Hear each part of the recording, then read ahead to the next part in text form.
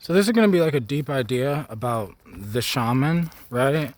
Because I was having this deep conversation, right? And funny, I was having this deep conversation with my daughter, right? And we always have deep conversations, but as like she's been the witness, like to me evolving and all this shit, right? Like her out of everyone knows, like me, I guess, and like how serious I take this shamanism, spirituality, yin and yang, light and dark shit. And so the conversation was basically like, she had this idea that the shaman is like an entity, like the jesters are like entities. Like, you know how people talk about the jesters, right, in DMT space, right? Well, she had this idea that because, like, from watching me and, like, also learning about, like, the traditional, like, shamans and whatever, and how they, like, basically are these beings that transition between worlds, right? Transition between dimensions. They can walk in the dark and be in the dark, but they can also walk into the light. They can walk into life and they can walk into death, right? They can hang out with the homeless, but they can also hang out with the rich, right? Like, they're not tethered to these things. They are able to maneuver through these dimensions, through these ideas, through these barriers. And she just had this idea, and it was random. Like, it just came to her randomly. She was like, it just seems like shamans are like entities of some sort, or like, because then I said, kind of like a multi-dimensional job, where it's like a shaman is a shaman in this world and the next world, because the shaman is a thing of some sort, just like the jester is a thing of some sort. And it just made me think, right? Because that was just a random thing she said in a conversation, right? Just random. But it made me think about how, like, that's so real. That, like, in the human world, we've gotten too attached to culture. To, like, okay, the Asians came up with the idea of shamans. The Native Americans kept that idea alive. And, like, then someone like me saying I'm a shaman, based on just the definition of, like, the only reason why I was using, psychedelics in the first place was spiritually. Because I heard the shaman say it takes you to other dimensions, and there was a deepness to it. And that's what caught my interest. Because it's like something clicked within me, right? But I don't know. What's funny is this video was supposed to be much longer.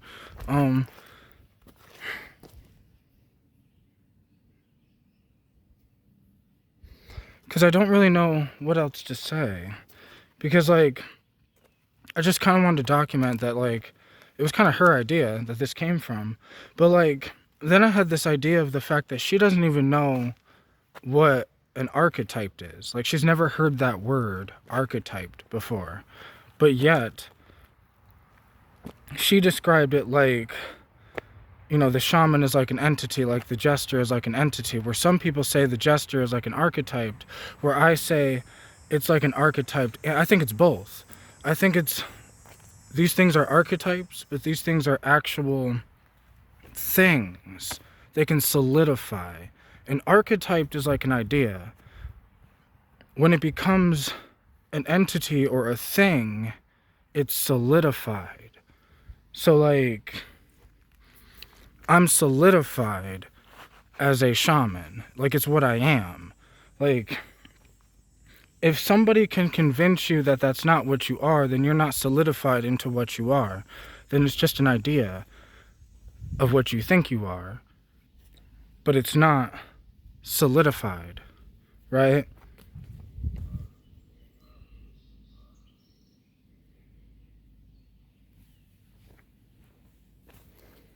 Because as the shaman, I feel like I can just go back and forth between things. Where it's like, people will tell me that I should be good. But I'm like, sometimes situations call for you to not necessarily be good. You know, like, to defend the people you love, you might have to not be good, you know, quote unquote, right? As well as, I'm going to tell you a story. I guess this will take a little bit, but it'll kind of add to the thing. I'm so fucking thirsty. But, so, I don't want to get too personal because, like, there's actual people involved. But, okay, let's just say I have friends that you could say have been lost in the darkness, right? What I mean is, I have friends, and I've also been lost in the darkness. So this is why I never judge anyone, because I've been there, and I have something to say about it when I'm done saying what I'm saying. But basically, I have a friend that kind of got lost in the drugs for a while, and he was living that life, like lost in it, homeless, living that life, right? I understand because I've been homeless, hung out with the meth head, crackheads, heroin addicts, right? Right? Hung out with them. I didn't do their meth or heroin, but I did smoke their fake weed, right? Because they had a bunch of like fake spice, which is funny. Their spice was fake. Like their fake weed was fake. Like it was homemade fake weed. But I sat there and I was homeless, and I wasn't gonna. I want to get high. I wasn't gonna fucking, judge, but I wasn't gonna do the other drugs. But I'm like, yeah, I'll do some fake weed with them, vibe with them. Like, you can see, you end up seeing that they're just people. That, like, other people will judge them because of the way they look, their lifestyle. Maybe their house is like a trap house where, like, everyone's just doing drugs in the house and it's all fucked up. But when you get down to sitting down to talking to them and seeing them, bro, see them, you can see that they're just souls, bro. We're all just souls. And yeah, those souls happen to be lost in the dark. But there are some beautiful, bright souls that just so happen to be stuck in the dark. They're not bad people, right? Some of them are. Some of them definitely are. But some people that are stuck in the dark, that are stuck in that life, are good people. And like, my friend just got out of that life, right? He was stuck in it for a while. But we just had a conversation about how, like, there are some people that are probably going to be in that forever. But yeah, they're still good people, right? And like, if it wasn't for me being me, I wouldn't be able to see multiple sides. Like, I've been homeless on a bench before. I've lived that life. I know that exists. I've actually been in it. So I'm not just judging people but from the outside. I've seen them from the inside. And you can see they're not much different than you and me. They're just souls that are stuck in a bad situation. And then on the other end, I have friends that have millions of dollars, bro. I have acquaintances. I have a lot more acquaintances than I do friends that have millions. But like, some of them are like gaining the possibility to actually become friends. And I see their life. I've talked to them. Like, I guess what I'm saying is, for me, being a shaman is like a multi-dimensional, multi-world, multi-thing. That, like, it's just what I am. That, like, I can go hang out with those people without becoming like them. Right? While I was homeless, I made the conscious decision to say, hey, I'll smoke your fake weed with you, but I won't do these other drugs with you, because that's not me. Right? Just because I'm in the same situation as you doesn't mean I am you. Right? Like,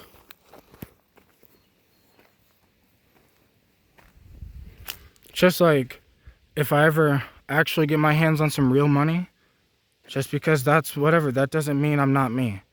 Like, I am me, whether I am broke as fuck, chilling with the homeless, or whether I'm rich as fuck, chilling with the rich, or whether I'm in between, whether, like, I'm in the dark, whether I'm in the light, whether I'm, like... This idea of a shaman, to me, is much deeper than just this thing. Like, I feel like as time goes on, we get to elaborate deeper on these ideas. And, like, to me, yeah, it was spiritual, using DMT and ayahuasca and the mushroom to travel the spirit world and all that, whatever. But that's just one aspect of it. Then there's the light and dark, being able to go back and forth between light and dark when needed, but never becoming either, remaining true to me, staying solid into what I am as the shaman that can transition and move through dimensions, but never get attached to a dimension. Can move through personalities, but never get attached to a personality. Can move through different bodies, but never get attached to a body. Can use the light energy when needed or use the dark energy when needed, but never get attached to it. And remaining true to yourself. I will always remain more light because that's technically what I am. But I'm a shaman that can hold the darkness because I'm not scared, because I understand.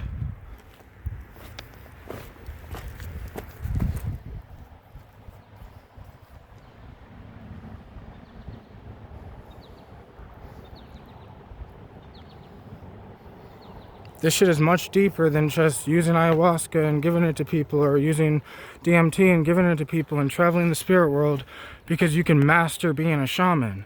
And then you can become a better shaman after you became a master shaman. You can always get better at what you're doing. Like, Terrence McKenna was right when he said taking psychedelics is like an art form. You get better the more you practice. Being the shaman, you get better as you practice. Being a human, you get better as you practice. Like, yeah, I don't know. Just a thought.